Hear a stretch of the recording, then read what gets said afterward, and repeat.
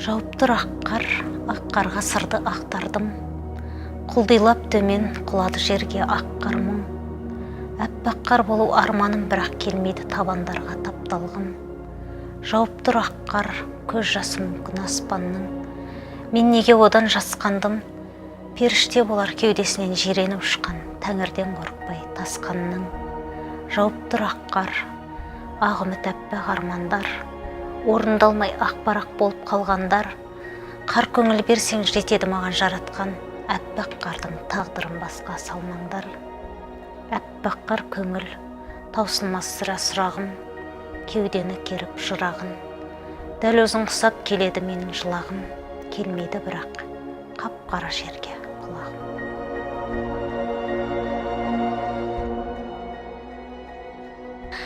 Мен өзім қар көп, қыс ұзақ болатын жақтың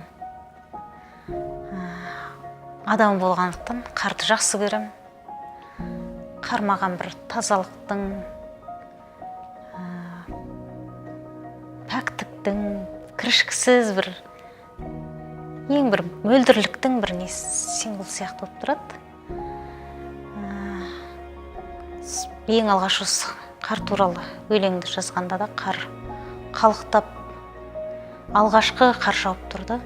Сол кезде қардың жерге барып жоқ болып кететіні, ертең оның табандардың астында тапталып қалатыны мен жанымда ауыртты.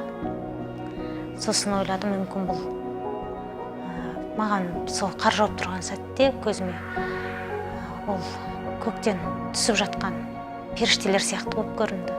Қарға ұқсаған, кіршіксіз, мөлдір болғым келді. Бірақ та қардың сол аянышты тағдырын қайталағым келмеді. Жерге құлағым келмеді. Сондықтан бұл өлең сондай бір қарды жақсы көру, қарды аяу сияқты бір сезімдерден туған деп ойлаймын. Бұл енді 2003 жылы жазылған. Бірақ бұл өлең менің визитная карточкам айналды десем де болады. Осы өлең арқылы мен әдеби ортаға танылдым ең алғаш. Көбінде мені ақ қар деп атап жатады өзімнің әдебиеттегі достарым.